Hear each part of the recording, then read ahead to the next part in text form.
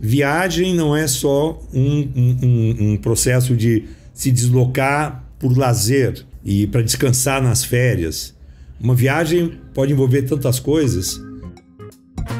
Viajar, como em outros tempos, não vai ser possível esse ano. Mas os números mostram que as pessoas sim estão viajando mais do que no começo da quarentena. Esta semana na Gama a gente traz algumas dicas de escolhas mais seguras para quem decide viajar. E aqui no podcast a gente mata um pouco dessa saudade da estrada ouvindo um viajante profissional, o crítico gastronômico Josimar Mello.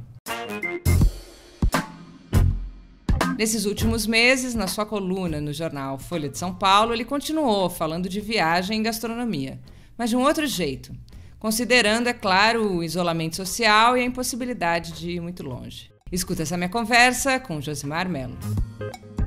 Josimar, durante a quarentena você seguiu falando de viagem no momento em que não se podia viajar, e que ainda é complicado, né? Por que essa escolha de seguir falando desse tema nesses tempos pandêmicos e durante a quarentena?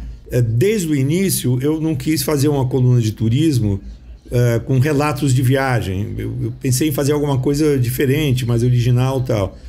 Então, na verdade, desde o começo, desde antes da pandemia, eu tenho tentado ver o assunto viagem um pouco como experiência de vida, experiência intelectual, uma experiência sensorial que não somente a coisa da viagem tradicionalmente pensada, né? Assim, como um programa de lazer, vamos conhecer outro lugar. Uhum. Então, na verdade, as minhas colunas têm sido, faz 4 anos já, têm sido sempre um pouco inesperadas, um pouco diferentes. E o fato de ter acabado as viagens a partir de março, né? Em março eu tinha já 5 viagens programadas para março e abril. 2 vezes para a Argentina, eu ia para Antuérpia, eu ia para Itália, para o Tirol, ia para o Rio, ia para a Bahia. Acho que assim, não só por conta do trabalho como colunista de turismo, mas também pelo meu trabalho como jornalista de gastronomia e também por atividades, eventos que eu participo de gastronomia pelo mundo e tal. E foi tudo pro buraco, né? Quer dizer, acabaram, todas as viagens foram canceladas, nenhuma outra foi marcada.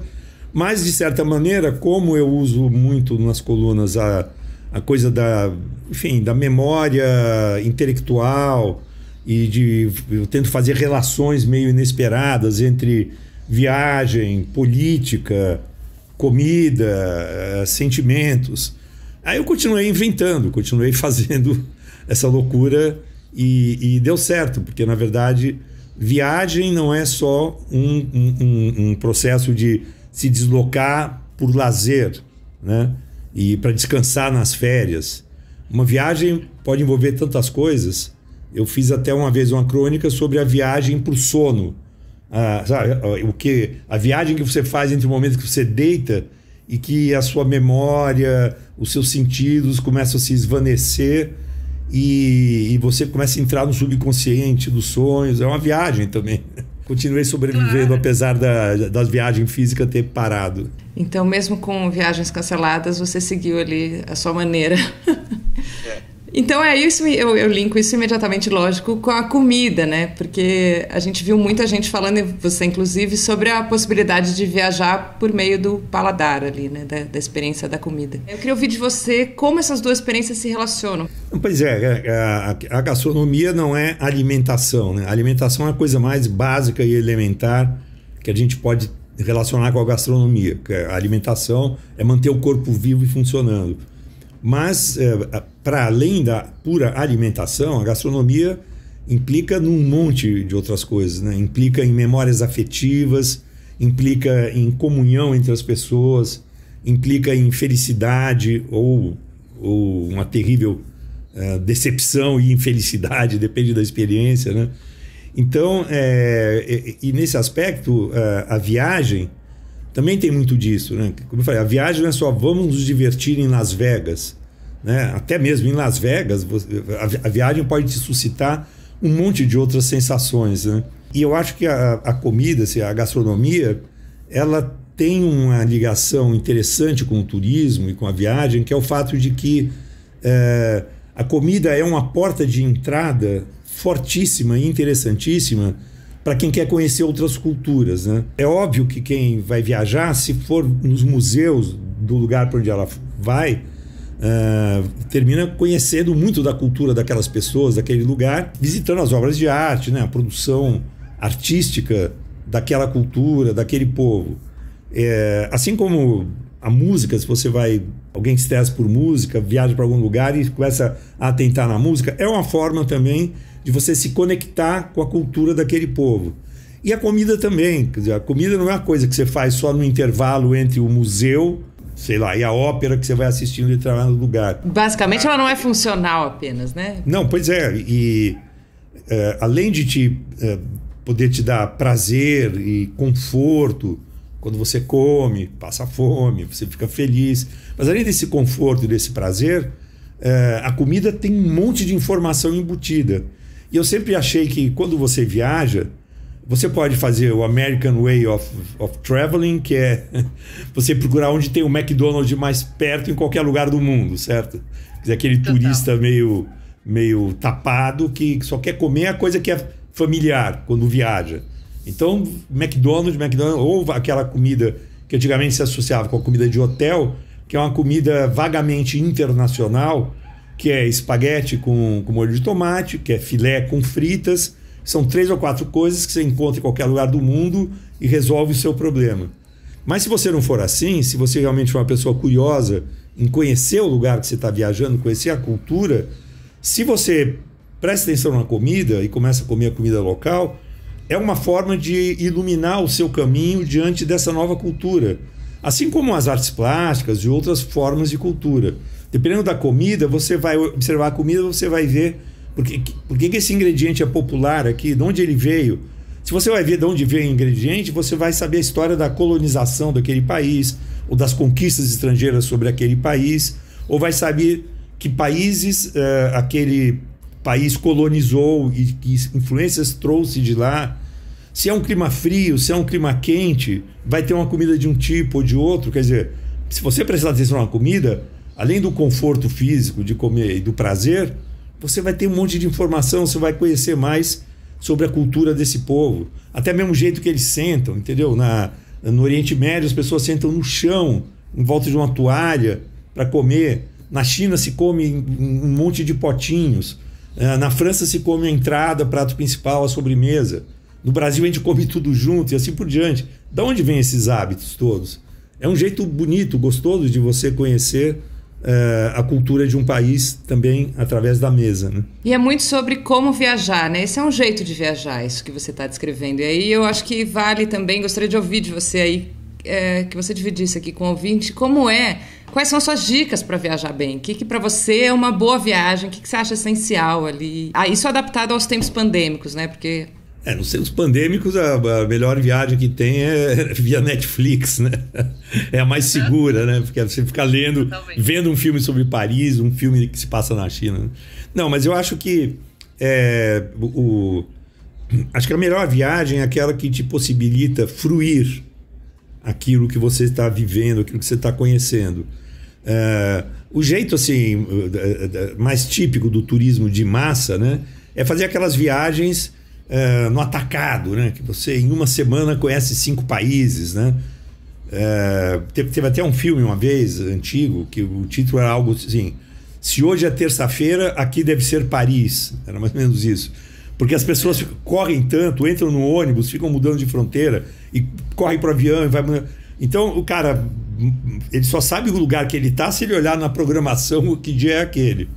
E aí volta para o seu país cheio de fotos, cheio de selfie, cheio de coisa, mas com nenhuma experiência, na verdade, nenhuma recordação mais marcante, né, que tenha marcado a sua vida. Então eu acho que assim, o melhor jeito de viajar é você escolher o que você quer fazer e se dedicar àquilo. Se você só tem uma semana para viajar e nunca foi para a Europa, você escolhe Roma, escolhe Paris, escolhe Londres, fica uma semana lá. Eu adoro, assim, quando eu chego em algum lugar, a primeira noite você dorme no hotel, eu adoro no dia seguinte sair caminhando de manhã, ou dependendo da hora que a gente chega, já sair andando para conhecer as redondezas da onde eu tô. E já escolher onde é que é o café, sabe, onde eu vou tomar meu o meu café, o meu conhaque, meu croissant, o meu hot dog, seja o que for, depende do país. Mas ver mais ou menos onde é. Eu adorava ver onde era a banca de jornal. Isso hoje quase não existe mais, né? Mas onde que eu vou... Qual é a banca de jornal que eu vou passar? Durante esses 5 dias, toda manhã eu vou passar lá e comprar um jornal, comprar uma revista local para treinar a língua local, etc. Enfim, para me sentir um pouco mimetizado com aquele lugar. Eu acho que a coisa mais gostosa que tem é isso. Aí você fica numa cidade só e quando volta... Você conhece o Pierre, o Giovanni, ou o Sato-san, ou não sei quem, que é o cara do boteco, entendeu? Você tem essa pequena recordação, você sabe a banca do jornal, onde é a livraria mais perto, qual é o ponto de ônibus, qual é o seu ponto de ônibus, qual é a sua estação de metrô. Isso é uma delícia. E quando você voltar lá, daí a 1 ano, 3 anos, 5 anos, você voltar naqueles lugares, você tem um certo pertencimento. Então você chega ali, te emociona rever o Pierre, entendeu? Ou o Giovanni. Te emociona pedir de novo aquele mesmo café Calvá que você pediu. Então isso é uma experiência marcante, eu acho, para o viajante. Agora, se você passar um dia em cada hotel, uma noite em cada hotel, você não guarda nenhuma recordação. A não ser um monte de slide antigamente, né? Uhum. Ou hoje em dia um monte de selfie, né? Então isso eu recomendo, que você meio que foque o que você quer fazer, o que quer conhecer e procure construir uma experiência naquele lugar. Em vez de tentar construir 10 experiências em 10 lugares em 15 dias, que a única experiência que você vai ter quando você voltar das férias é que você vai estar louco por férias. Você vai estar louco para descansar. Exatamente. Basicamente é você ter tempo para olhar para a cidade e participar dela, né? Também. Exatamente. E, Josimar... Agora um outro ponto aqui, a gastronomia, as viagens que você relata, elas são, aqui especialmente no Brasil, elas são possíveis para um grupo de pessoas, não é acessível para todo mundo de jeito nenhum. E aí eu te pergunto, você escreve sobre isso há muito tempo, mas nesses tempos ali, você tem essa preocupação de falar com um público maior? Você considera? Como é que é isso, assim, essa diferença tão grande assim que a gente tem aqui? Eu gosto de falar com o público o mais amplo possível. Eu acho que a gastronomia tinha uma imagem de uma coisa aristocrática. Quando eu comecei a escrever, há mais de 30 anos, e eu sempre falei que minha missão no jornalismo era democratizar a gastronomia, quer dizer, não me fantasiar de aristocrata, de milionário, do cara que só come caviar. Pelo contrário, é trazer para um leitor de jornal, para um cara que vê os meus programas de TV, programas de rádio que eu já tive, é trazer a noção de que você pode tirar prazer e cultura de qualquer comida que seja bem feita, feita com alma, feita com cuidado, com entrega, dedicação. Essa comida pode ser um macarrão no molho de tomates, pode ser uma pizza, e pode ser um foie gras, pode ser um caviar, pode ser um pato de Pequim, etc. Pode ser também, mas a gastronomia não se define pelo preço, enfim, do que você está comendo e nem pela exclusividade da experiência, de exclusividade social. Só poucos no mundo podem ter isso, né? Enfim, isso eu escrevi por acaso, a semana passada, eu escrevi, e por acaso foi no caderno de turismo, na Folha, na minha coluna de turismo, não de gastronomia, eu escrevi sobre uma viagem que eu fiz aqui em São Paulo, que eu considerei uma viagem, porque em tempos de pandemia, você ir na esquina é uma emoção, né? Eu fui num lugar que fica a 30 quilômetros daqui de casa, que é Itapecerica da Serra, que é um município vizinho, mas é outro município, então eu falei, é viagem, tá valendo, né?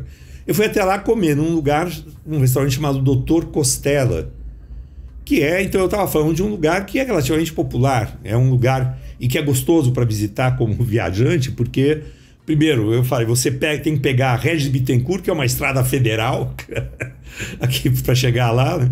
Você passa por Embu das Artes, que é um outro município, então você atravessa 3 municípios e chega lá. E esse restaurante, Dr. Costela, fica na beira da estrada, e é um lugar com uma arquitetura assim, bem rural, né? E tem um pomar atrás, então parece que você está no campo, parece que está viajando mesmo. Não deixa de ser uma viagem. E nesse mesmo artigo eu falei da viagem que eu fiz.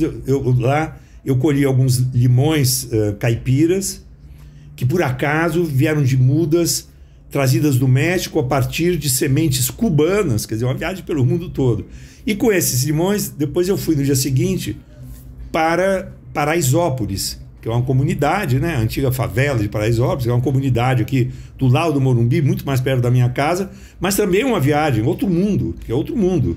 Para quem vive uma vida de classe média alta, você vai para Paraisópolis. E fui lá comer um restaurante chamado Mãos de Maria, que é um restaurante na laje, fica na laje da Associação dos Moradores de Paraisópolis. E aliás, é tocado o restaurante pela Associação de Mulheres de Paraisópolis. E fui comer uma feijoada na laje, levei o meu limão de semente cubana e mudas mexicanas e que cresceram em Itapecerica, levei para Paraisópolis, pedi para fazer a minha caipirinha com esse limão caipira, que é um limão cravo, né? Lindo, sim. E comi no restaurante Mãos de Maria em Paraisópolis. Ou seja, se alguém acha que a minha rotina ou o que eu escrevo é focado só no Fasano, ou em Monte Carlo, ou no Alain Ducasse, não, também mas também passa por Itapecerica e Paraisópolis, que são lugares populares, lugares mais populares, mas que trazem a experiência da gastronomia também. Uma feijoada na laje, quem nunca comeu não é brasileiro, desculpe. E, Josimar, agora que você falou dessa sua saída e da sua coluna, na semana passada você também publicou um texto com o título, vou aqui abrir aspas, ir a um restaurante na pandemia é como usar camisinha na hora do sexo. Queria ouvir de você como foi essa volta ao restaurante e também por que essa analogia que causou polêmica ali no Twitter. A experiência tem sido, como eu relatei na matéria, tem sido interessante, assim, porque está mostrando que é possível, tomando todos os cuidados, né, você voltar a esse espaço de convívio social e de prazer gastronômico, que é o restaurante. Eu fiquei muito bem impressionado de que todos os restaurantes que eu fui, inclusive o restaurante na Lade, lá em Paraisópolis, e inclusive o restaurante na beira da estrada, lá, em Itapecerica, mas também, eu cito lá os restaurantes, alguns outros restaurantes bem sofisticados e outros mais acessíveis, né? Enfim, intermediários e tal. E todos estão muito preocupados em seguir os protocolos que a pandemia impôs, né? Você chega num lugar, todos eles tiram sua temperatura, todos eles têm fartura de álcool em gel, garçons mascarados, cozinheiros mascarados, além de mascarados com capas de acrílico. Então, para quem está dando, como eu, os primeiros passos para sair da quarentena, etc., vai terminar dando para essas pessoas confiança de voltar. Você vai uma vez, você vê que está sendo levado a sério e você vai voltar, né? Paralelo, o que eu fiz com relação à camisinha é que o seguinte, você se vê diante de uma situação em que o seu prazer, né, do restaurante, ele é todo mediado, quer dizer, você fica o tempo todo se lambuzando de álcool em gel, você fica o tempo todo vigilante para saber, né, porque na hora de comer você tira a máscara, então você fica vigilante para saber se está mantendo a distância segura dos outros, e não é para me proteger, é para proteger os outros também, né? Então você, de certa forma, tem esse prazer o tempo todo mediado por um monte de medidas de cautela e tal. E isso me lembrou, como eu escrevi, eu sou de uma geração que cresceu ainda sob os eflúvios, né, da contracultura, da cultura hippie, do amor livre, né, da pílula anticoncepcional. Então a gente tinha aquela coisa, aquela liberdade. O amor livre era era uma bandeira da contracultura e do movimento hippie que atingiu a juventude no mundo inteiro. E de repente caiu a ficha com a AIDS, né? Quando chegou na causa da AIDS, falou assim, pessoal, todo mundo tem que tomar cuidado e o amor livre pode ser livre, assim, conceitualmente, né? Se você for uma pessoa libertária, mas tem que ser feito com responsabilidade para você e para o outro, né? E escuta, e você tem alguma viagem marcada? Possível que eu, nas próximas semanas, vá ao Rio e a Belo Horizonte. São dois destinos nacionais, porque os internacionais não dá ainda, né? Fica tentando ver o lado bom da pandemia, né? Essa pandemia é uma tragédia mundial. Mas não deixa de ser interessante que as pessoas, enfim, viajem mais internamente. Até porque, viajando aqui dentro, você tende menos a fazer aquela viagem maluca que eu tinha falado de... eu nunca fui à Europa, então eu quero conhecer 10 países em 10 dias. Aqui no Brasil a gente está mais habituado, vou para Porto de Galinhas, fica lá em Porto de Galinhas. Quer dizer, exatamente, não tem por que você sair, né? Essa é a verdade. Aí termina fluindo mais. Então, a pandemia teve algumas coisas boas, quer dizer, pode deixar algumas coisas boas. Eu acho que esse cuidado que a gente está tendo com os outros, né, de higiene e tal, acho que muita gente continua botando máscara e lavando a mão só para se salvar, mas eu acho que muita gente está tendo essa noção de que precisa cuidar do outro também, né? Então que precisa lavar a mão e botar máscara e manter distanciamento também para proteger os outros. Seria lindo se isso fosse uma coisa que sobrasse, né, da pandemia. Eu não tenho certeza, porque o ser humano é um bicho da pior espécie, né? É uma barata assim, que vai se salvando e vai sobrevivendo nas piores condições, mas é difícil aprender, é difícil o ser humano aprender alguma coisa. Eu estive lendo um livro de uma autora italiana, ela se chama Natalia Ginzburg, ela já morreu. Ela tem um livro, que é um livro curtinho, chamado Pequenas Virtudes, que saiu há poucos meses e tem uma coisa interessante, ela morreu já há uns 20 anos, mas ela viveu durante a Segunda Guerra, na Itália. O marido dela foi preso pelos fascistas, foi assassinado na prisão, e eles moravam no interior, e quando começou a guerra, eles ainda mais sendo de oposição ao governo fascista, eles estavam fugindo de todo mundo, entendeu? Dos inimigos da guerra e dos inimigos internos, dos fascistas e tal. E ela contou, bom, resumidamente, o que eu quero falar é que ela conta numa determinada passagem que depois de anos, quando ela volta para a cidade dela, a casa está destruída pelos bombardeios, quer dizer, muitos dos vizinhos, amigos, muita gente morreu e sumiu. E ela fala que essas marcas da guerra te marcam para sempre, né?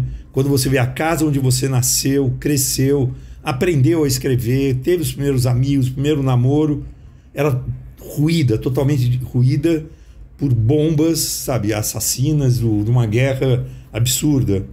Eu fico pensando se uma pandemia de 1 ano vai ter a mesma marca sobre as pessoas, né? Talvez tenha sobre o sistema de saúde pública, talvez tenha sobre as regras de viagem nos aeroportos e tal. Mas será que em 1 ano as pessoas vão mudar tanto assim? A gente fica com a esperança que sim, né? Que pelo menos aprenda coisas boas que essa tragédia trouxe. Mas cá entre nós eu não tenho certeza. Cá entre nós ouvintes a gente espera ali que as transformações aconteçam, mas vamos ver, a ver. No site da Gama você tem uma entrevista com a pesquisadora Laura Sinai, que critica a falta de investimento e formação para viagens realmente sustentáveis no Brasil. Tem também uma reportagem sobre as dificuldades e preconceitos que pessoas gordas precisam enfrentar para conseguir viajar. Tem ainda uma matéria com boas dicas dos destinos e formatos de viagem mais seguros nestes tempos em que a gente enfrenta uma pandemia. Escreve pra gente contando os temas que você acha importante a Gama tratar e as pessoas que você gostaria de ouvir aqui. O e-mail é contato@gamarevista.com.br e tem também as nossas redes sociais. Eu te convido também para assinar as nossas newsletters. Isso no site da Gama. Com roteiro e apresentação de Luara Calvianic, este é o podcast da semana. A cada 7 dias, um tema novo para você. A edição de som desse podcast é do Maurício Abad. Até semana que vem.